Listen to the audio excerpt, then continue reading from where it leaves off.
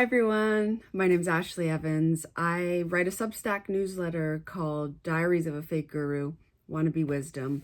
You can check it out. I'm starting to narrate my essays and put them on YouTube, and I'm just seeing how this goes. So if you like this essay, please leave a comment and I'll be doing more of this in the future. This first essay that I will be reading is called The Philosophy Hidden in a Workout Class. I'm a Pilates instructor and a bar instructor. I'm also an actor and a writer. So I am putting all of these interests into an essay. I hope you like it. The Philosophy Hidden in a Workout Class. One of the best things about being a fitness instructor, besides watching grown adults tremble in a squat like they owe mafia money, is hacking the collective mood of a class. When I started teaching 4 months ago, first bar basics and now hot Pilates, I knew I wanted to experiment. What if I could mix hypnotherapy into workouts? Could I trick people into enjoying chair position? No.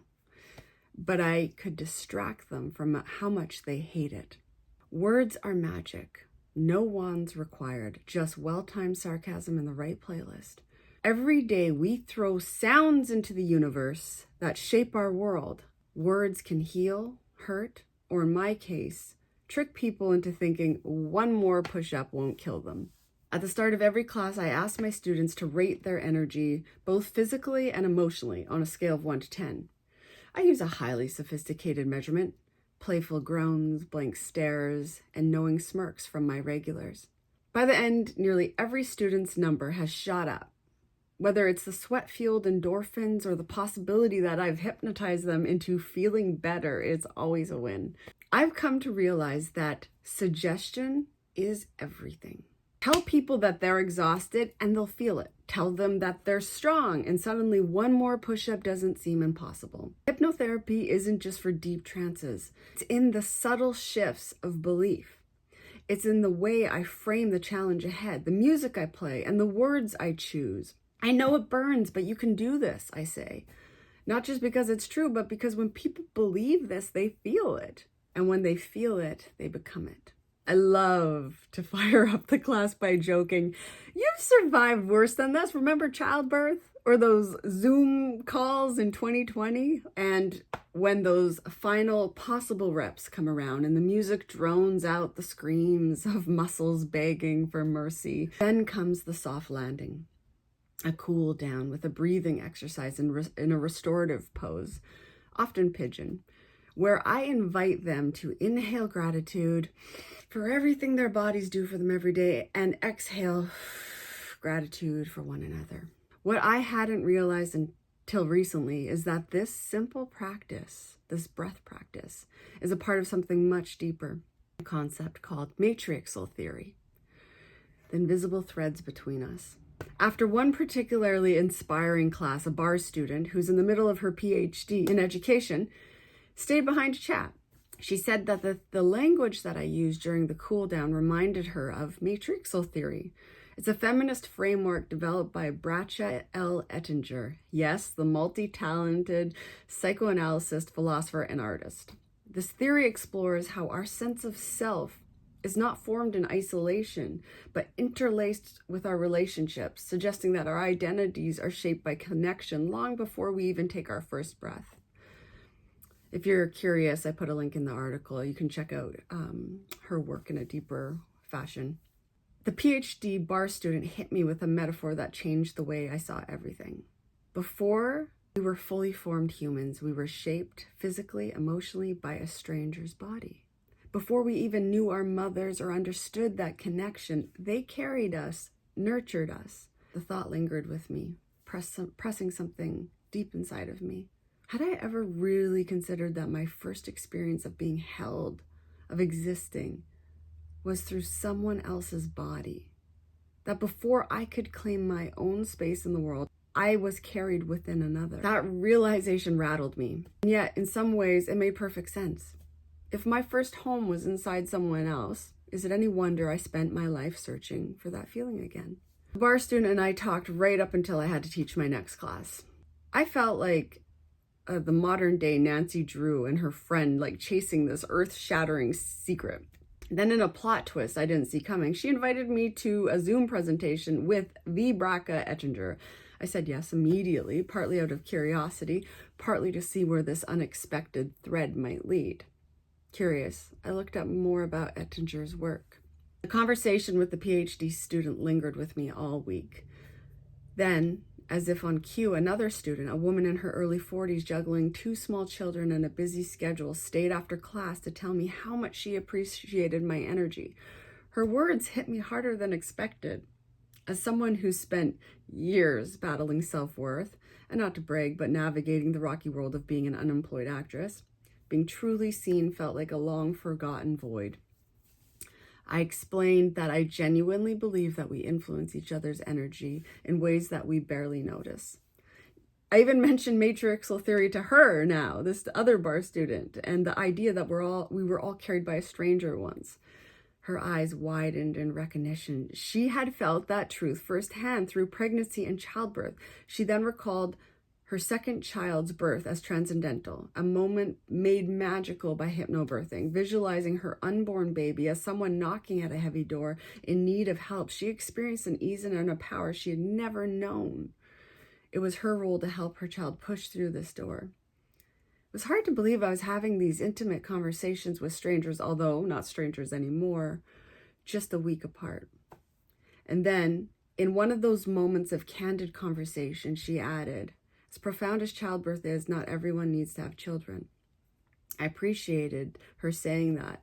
I shared with her that I had always assumed I would have kids one day, but years after reflection, and now as I push 41, I've come to the realization this isn't my path. Instead, I found another kind of mothering, nurturing my friends and family's kids and holding space for adults who might have missed out on that care when they needed it most. I realized we were having a matrixal moment, a quiet affirmation of the invisible threads connecting us. It made me wonder, if we are shaped by connection before we were even born, then what about after? What about the ways we shape and carry each other through life? Ubuntu and Big Magic. As it turns out, there's a name for this idea. Ubuntu. Ubuntu is a South African philosophy and proverb that embodies the idea that our very existence is defined by our relationships with others. At its core, Ubuntu teaches, I am because we are. It suggests that our humanity is not an individual pursuit, but a shared experience shaped by the people around us. Buzzing with inspiration, I knew I had to write about it. Some ideas don't come solely from within. They ignite in the space between people.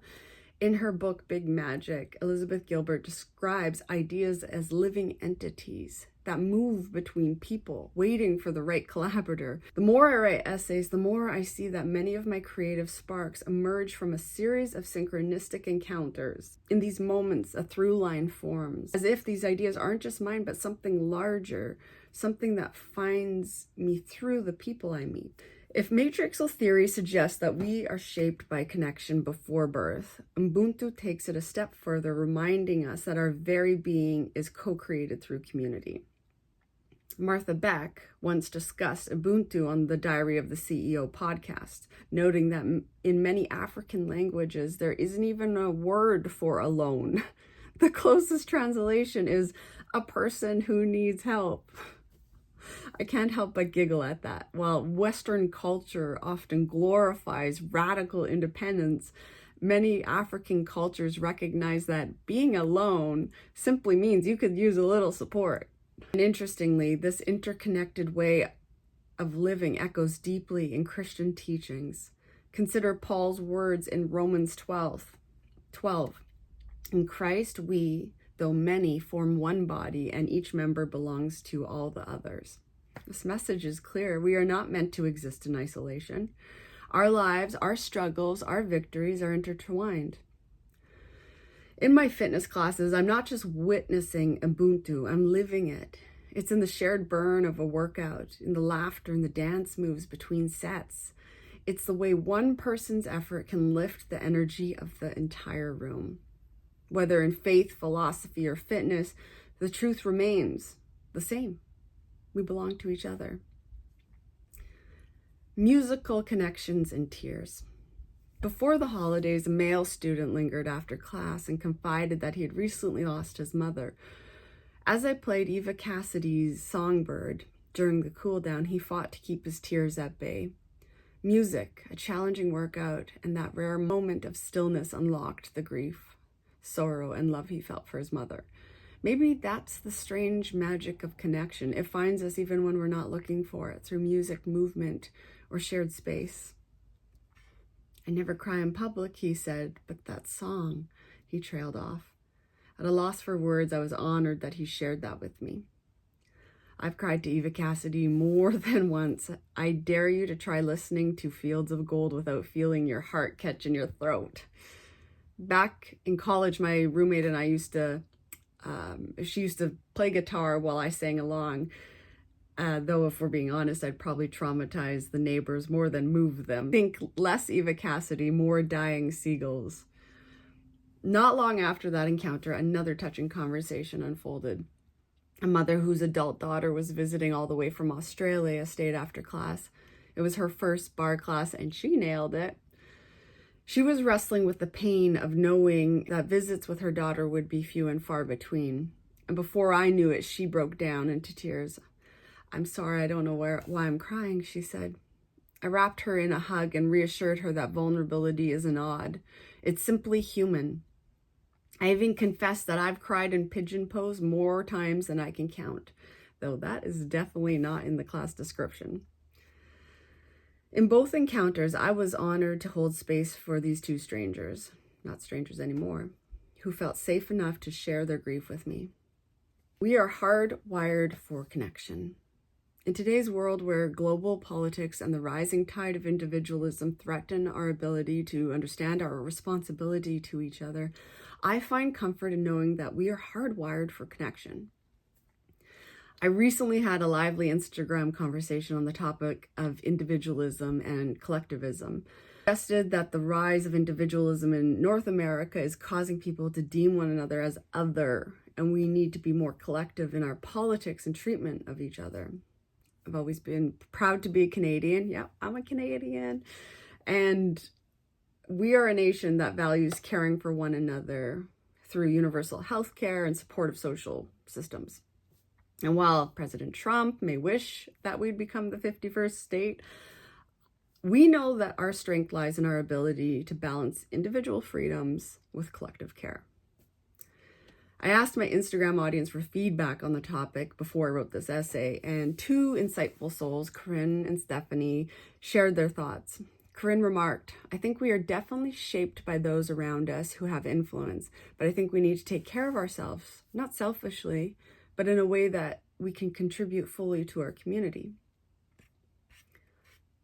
Stephanie added an excellent point, and her and I actually had this series of voice notes back and forth that was it was such a rich conversation. I wish I could have put everything in this essay. But she said the benefit of individualism is that it allows people to push back against sheep-like or hive mind thinking where everyone follows the same path without question. That balance between interdependence and independence isn't just a political question. It's a deeply personal one. When I think about Matrixial Theory and Ubuntu, I see the same delicate balance at play. We are individuals, yes, but we are also shaped, supported, and carried by others. True strength doesn't come from radical independence alone. It comes from knowing when to stand alone and when to lean on others. We're living in a pivotal moment in history, and many of us are grappling with how to use our voices and how to take action against injustices unfolding in our politics. Maybe the biggest political act of all is choosing to see each other, choosing to resist the forces that tell us it's us against them. Taking a deep breath when you feel that outrage forming. We must resist those voices that tell us that we don't owe each other anything. The truth is we do. We owe each other our presence, our effort, our willingness to lift when someone else is too tired to stand. In the end, we are all carried by strangers. But the real magic, recognizing when it's our turn to carry someone else. Because politics isn't just about policy. It's about how we show up for each other every single day. Question for the comments. Feel free to put them below or link to the Substack essay. Think back to a time when a stranger's kindness lifted you up, or when you became that lifeline for someone else. What did it feel like? Did you recognize the moment as it happened, or only in hindsight? I'd love to hear your story. I hope you have a lovely day.